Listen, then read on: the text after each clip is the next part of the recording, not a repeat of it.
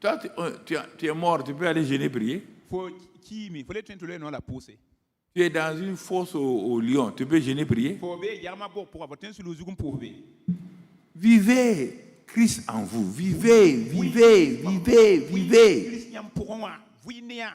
Il s'amplifie, il amplifie la vie en vous et vous commencez à expérimenter des choses pour vous-même.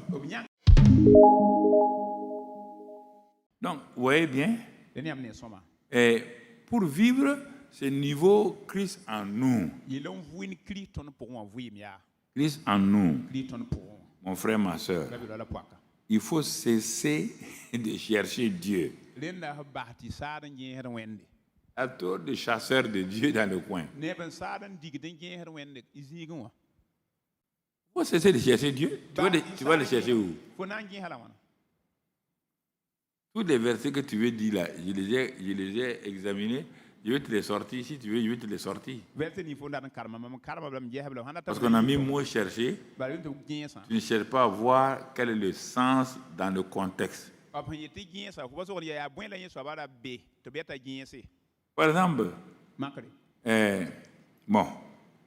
les gens disent, ils appellent Dieu partout.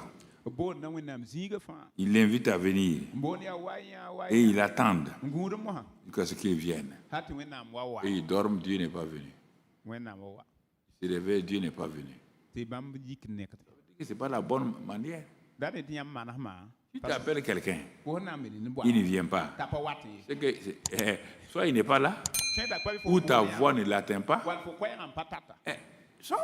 C'est la vie. Les deux vies sont parallèles. Vie naturelle et vie spirituelle vont en parallèle. Ah mais, pasteur, quand même. Jésus dit, cherchez, vous trouverez. Ok, il n'y a pas de problème.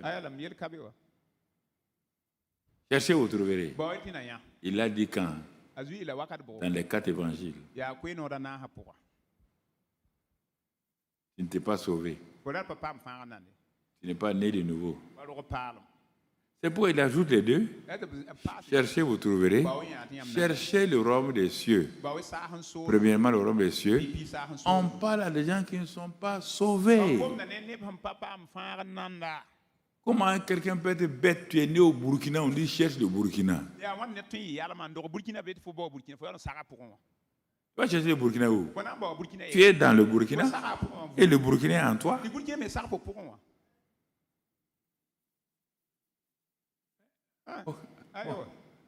Quand vous êtes des chercheurs, vous voulez être des chercheurs comme les chercheurs d'or.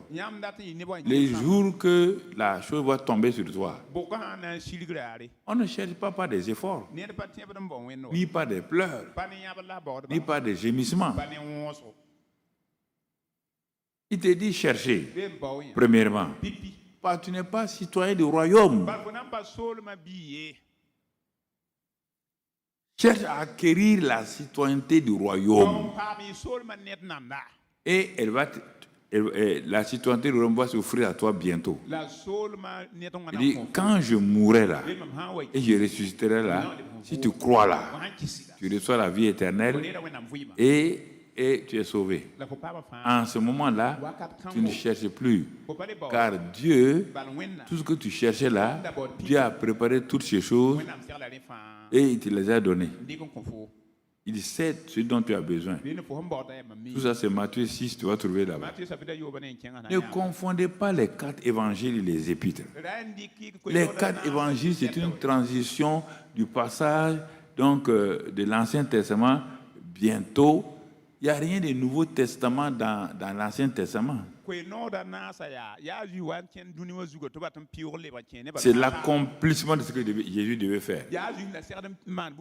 Mais personne n'est né, ni la fin des gens, personne n'est né. De nouveau, les gens sont étonnés. Les centenaires romains étonnés disent, celui-ci est le Fils de Dieu. Non. C'est le voleur là.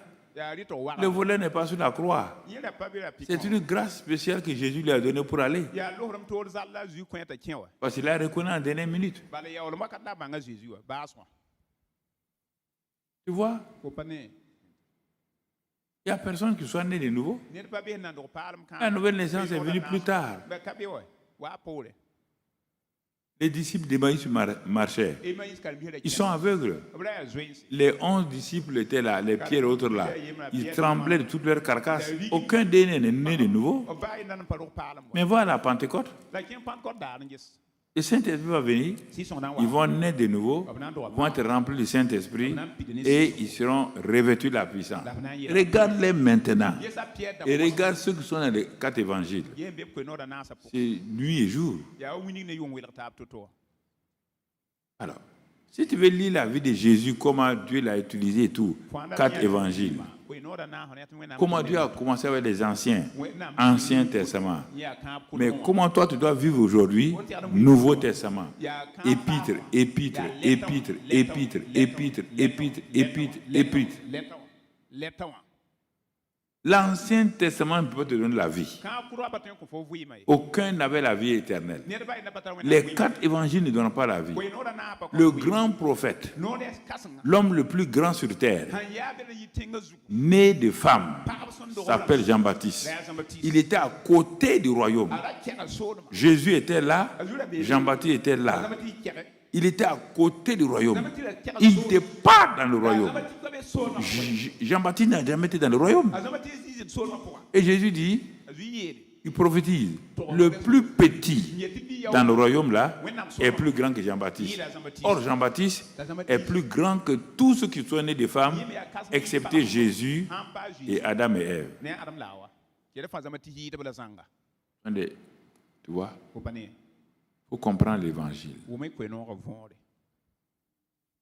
faut comprendre l'évangile. Ne viens pas pour essayer. Il n'y a pas de bénédiction. Toute la bénédiction est en toi. C'est à toi d'ouvrir le paquet pour agir. Dieu ne fait rien. Il va faire quoi? Dieu va faire quoi? Quand à ton anniversaire, on vient te donner un cadeau, ce n'est pas aujourd'hui, bon, certains ouvrent les cadeaux, mais on t'a donné. C'est toi qui dois ouvrir pour savoir qu'est-ce qu'il y a dedans. Tout le temps, tu dis, ah, moi, je vais telle machine là, tu vas faire bon massage et tout. Un de tes amis a entendu ça. Le jour de ton anniversaire là, il s'en va avec sa femme acheter cette machine là. Notre ami l'a dit que c'est ça qu'il veut. Il vient te donner. Ah, merci beaucoup. Ah, vous vous êtes souvenu de mon anniversaire, hein? Vous êtes gentil, hein? Il dit, ah, merci. Non, on est content de t'offrir ça. Et quand ils s'en vont, tu prends le colis posé et tu dis à ta femme, ah, vraiment, je ne comprends pas. Ça ne va pas. Il faut une machine à mâcher. Il y a ça. Il y a ça. 3 mois plus tard, tes amis entendent que tes douleurs se sont vraiment aggravées. Il court auprès de toi. Il dit, mais tu as ouvert le colis là? Quel colis? Non, vous êtes de bons amis. Non, vous êtes des gars bien. Hein? Non, moi, tu as ouvert ou pas? Je n'ai pas ouvert. Lui et sa femme s'en vont. Tu n'es pas leur ami. On ouvre les cadeaux des amis. 3 mois de souffrance inutile, alors que la solution était là. La femme du prophète de 2 Rois 6, c'est ça, avait la solution avec elle depuis des mois et des mois. Mais elle en voulait à Dieu. Mais quel est ce Dieu-là? Mon mari a marché avec toi. Mon mari était honnête avec toi. Mon mari faisait ça. Mais, regarde, il est mort. Les enfants sont là. Et les créanciers viennent pour prendre l'enfant. Mais quel Dieu? On te sert. Mais n'appelez pas de votre langage comme ça. Parce que vous croyez que vous souffrez. Mais si vous étiez Paul là, lapidé 4 fois pour mort. C'est toi qui as ressuscité Paul? On l'a traîné à les jeter au dehors là-bas. Paul est resté comme ça, il est revenu à lui-même. Les disciples qui étaient dans le... L'apôtre est là, hein? On dirait qu'il se réveille 4 fois. Il s'est levé, il est rentré en ville. Il est rentré en ville. Il dit, en naufrage, le bateau a complètement, il est sorti. On l'a pris, on l'a jeté dans la fosse au lion. Paul est sorti. Et regardez. Pourquoi? Christ en moi. Christ en moi. Ok. Toi, tu es mort, tu peux aller jeûner, prier. Tu es dans une fosse au lion, tu peux jeûner, prier. Vivez Christ en vous. Vivez, vivez, vivez, vivez. Il s'amplifie. Il amplifie la vie en vous et vous commencez à expérimenter des choses pour vous-même. Mais comme vous voulez que votre capital augmente, vous voulez que votre entreprise passe de 50 millions à 3 milliards, Dieu ne s'occupe pas de ça. Tu ne veux pas la vie de quelqu'un, tu veux les choses de sa main.